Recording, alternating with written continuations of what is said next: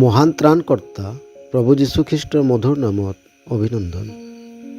পবিত্ৰ বাইবেলৰ যোহনে লিখা শুভবাৰ্তা 17 অধ্যায় 1 পদত আমি এইদৰে পাওঁ, যীশুৱে এইবোৰ কথা কৈ স্বৰ্গলৈ চকু তুলি ক'লে, হে পিতৃ, সময় আহিল।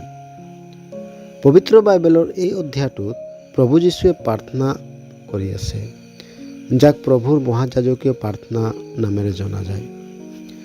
ঈশ্বৰৰ ওচৰত এজন মহাযাজকে নিজৰ প্ৰজাসকলৰ বাবে বিনতি কৰে।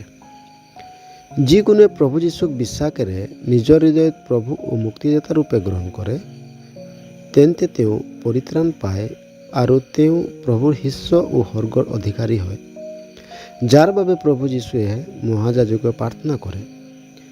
নিজৰ শিষ্যৰূপী প্ৰজাসকলৰ বলহীনতা আৰু বিফলতাক জানিও তেওঁবিলাকক ঈশ্বৰৰ যোজনাৰ অংশীদাৰ কৰি এই প্ৰাৰ্থনা কৰা হৈছে।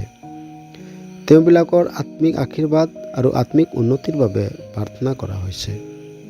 প্ৰভু যীশুক বিশ্বাস কৰা সকলৰ বাবে এয়া এক ডাঙৰ আশাৰ বিষয় যে প্ৰভু যীশুৱে তেওঁবিলাকৰ বাবে স্বৰ্গত সহায়কৰ্তা ৰূপে উপস্থিত আছে।